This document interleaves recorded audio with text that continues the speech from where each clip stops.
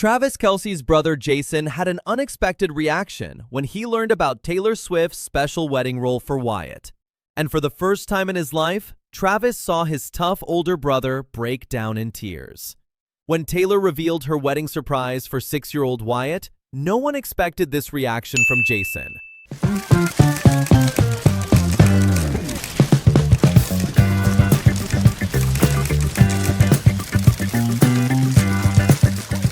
The Tuesday afternoon sun streamed through the windows of Travis's Kansas City home as Taylor Swift sat cross-legged on the living room floor, surrounded by fabric samples, venue photos, and a notebook filled with her careful handwriting. Wedding planning for their June 13th ceremony had taken over the space, and Travis was sprawled on the couch nearby, half-heartedly sorting through catering menus.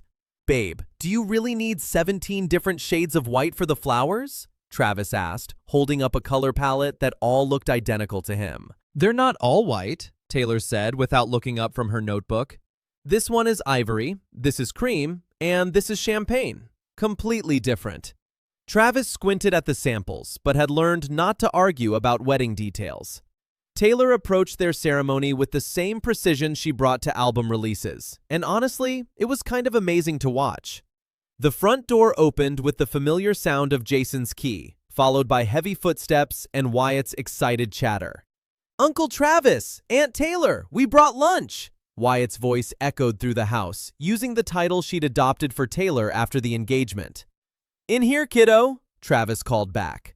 Jason appeared first, carrying takeout bags and still wearing his Eagles coaching polo from morning practice. Behind him came 6-year-old Wyatt, her brown hair in pigtails and wearing a pink dress that showed signs of playground adventures. "Figured you guys were too buried in wedding stuff to eat," Jason said, settling the bags on the coffee table. "Kylie's got Elliot at gymnastics, so Wyatt and I are your lunch delivery service." "And I get to see all the pretty wedding things," Wyatt announced, immediately gravitating toward the fabric samples scattered around Taylor. "These are beautiful, Aunt Taylor," Wyatt said seriously, running her small fingers over the silk swatches. "Are you going to look like a princess?" Taylor's face lit up in a way that made Travis's chest warm. "I hope so. What do you think? Do these colors look princessy enough?" "Very princessy," Wyatt nodded with 6-year-old authority. "Daddy says I get to be in the wedding too." Jason unpacked sandwiches while keeping one eye on his daughter.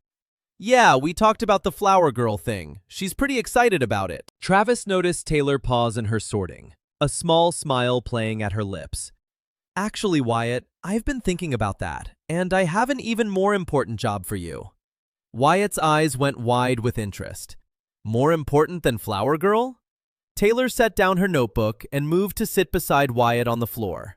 "Much more important. I was wondering if you'd like to be my flower princess instead." "What's a flower princess?" Wyatt asked, practically bouncing with excitement.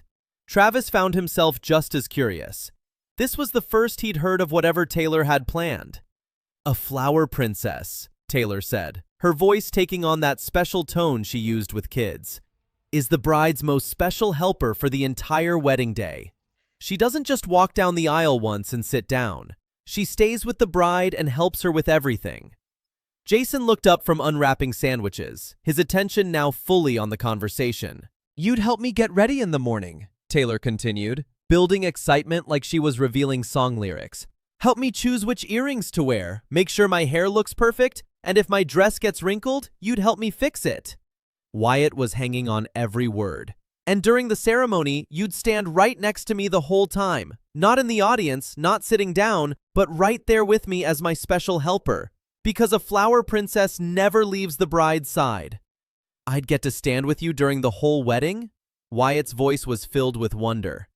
"The whole time! You'd be like my assistant, making sure everything goes perfectly." Taylor paused, clearly enjoying Wyatt's excitement. "And afterward, during the party, you'd help me with my dress when I need to move around, and make sure my flowers don't get lost." Travis watched his niece practically vibrate with excitement. But he also noticed Jason had gone very still, watching Taylor with an intensity that seemed unusual for wedding planning discussions. "That sounds like the best job ever!" Wyatt exclaimed. "Can I really do that?" "If your dad says it's okay," Taylor said, looking toward Jason. Of course it's okay, Jason said, his voice a little rougher than usual. If Taylor wants you to be her flower princess, then that's what you'll be. But Taylor wasn't finished. There's one more thing, Taylor said, her eyes bright with the kind of excitement that meant she was about to reveal something special. The most important part of being a flower princess. What? Wyatt whispered, completely captivated. After I dance with Uncle Travis at the reception, you and your daddy get to have a special father-daughter dance, just for you two. The room went completely silent. Travis looked at Jason and felt his breath catch. His brother's face had gone completely still, but there was something in his eyes that Travis had never seen before. Jason was staring at Taylor like she'd just said something impossible. A daddy-daughter dance? Wyatt's voice was soft with awe. Like in the movies? Just like in the movies, Taylor confirmed. And we'll pick out a special song just for you and Daddy, something that makes you both smile. That's when it happened. Jason Kelce, 6'3" former NFL center, the trash-talking Philadelphia legend who never backed down from anything, started to cry. Not getting misty-eyed, but actually crying, tears streaming down his face. Travis felt like he was witnessing something impossible. In all their years together, through every triumph and loss, he had never seen his older brother break down like this. Daddy? Wyatt's voice was small and concerned. Are you okay? Jason wiped his eyes with the back of his hand, but the tears kept coming. Yeah, baby girl. Daddy's perfect. Taylor looked between the brothers, clearly not expecting this reaction. Jason, I'm sorry if I overstepped. I should have asked you first. No, Jason said, his voice thick with emotion. No, Taylor. This is everything. Travis moved closer to his brother, completely at a loss. In 34 years of life, comfort had never flowed from younger brother to older. Jason was the protector, the strong one, the guy who fixed things when they broke. You have to understand something, Jason said, looking directly at Taylor while wiping tears that wouldn't stop flowing. Most people see Wyatt as Travis's cute little niece who hangs around. A sweet kid who's part of the package when they're dealing with the Kelce family. He paused, struggling to find words. But you don't see her that way. You see her as a whole person who deserves to feel important and special and loved. Not just tolerated or included because she's family, but genuinely wanted and celebrated. Travis felt his own throat tighten as he began to understand what was happening.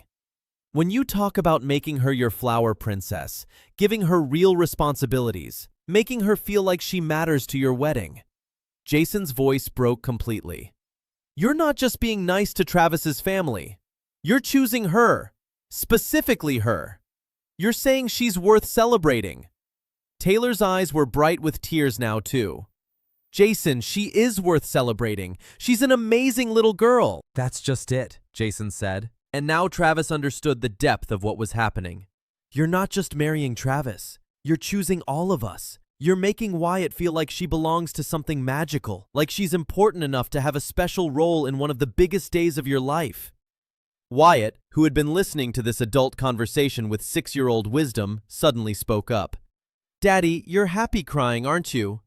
Yeah, baby girl, Jason said, reaching over to pull her into a hug. Daddy's happy crying because Aunt Taylor is going to make you feel very, very special. I already feel special, Wyatt said matter-of-factly from within her father's arms. Aunt Taylor teaches me guitar and lets me help feed the cats. Taylor laughed through her tears. The cats love you, Wyatt. Even Meredith purrs when you're around, and she doesn't purr for anyone.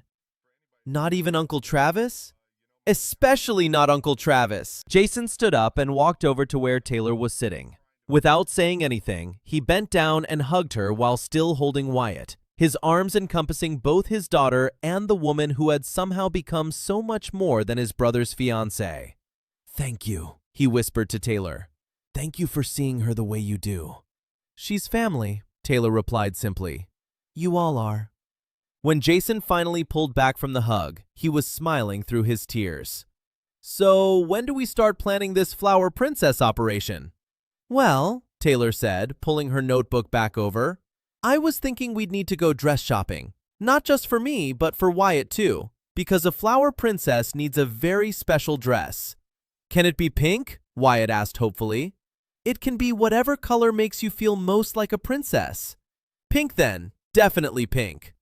As the afternoon wound down and they finished planning details, Wyatt fell asleep on the couch between Taylor and Travis, exhausted from all the excitement. Jason sat across from them, still looking slightly overwhelmed by the day's emotional revelation.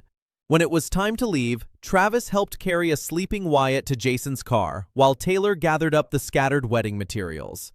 As Jason buckled his daughter into her car seat, Travis caught his brother by the arm. "You okay?" he asked quietly. "That was intense." Jason nodded, his expression serious but peaceful.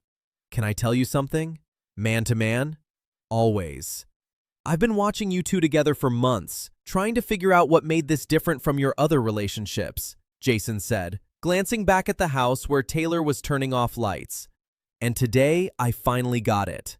"Yeah? It's not that you love her more than you've loved other people," Jason continued, his voice carrying that familiar big brother wisdom.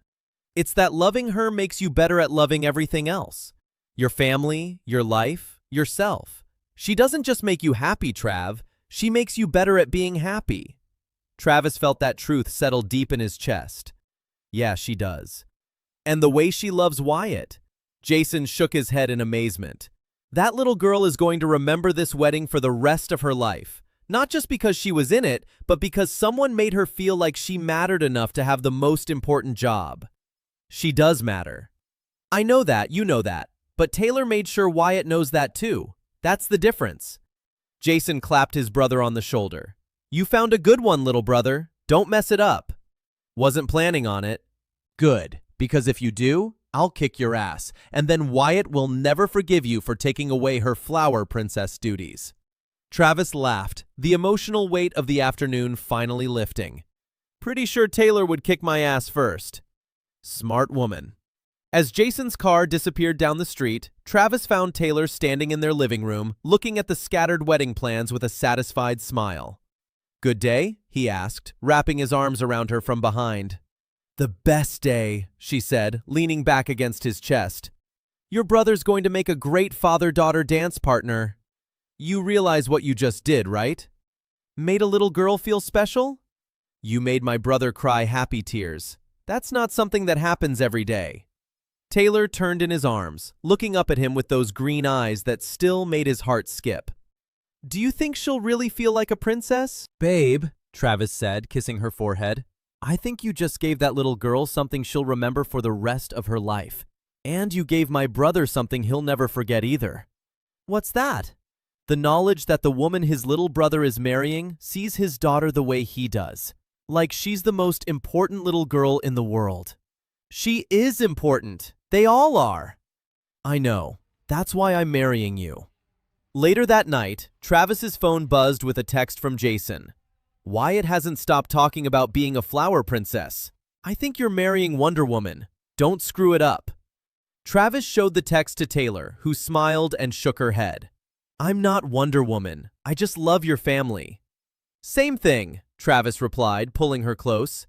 "Absolutely the same thing." And as he fell asleep that night, Travis couldn't stop thinking about what his brother had said. Marriage wasn't just about two people falling in love. It was about building a village together, about choosing to expand your heart to include everyone who mattered to the person you loved. Taylor had done that so completely, so genuinely, that his tough-as-nails brother had cried with gratitude.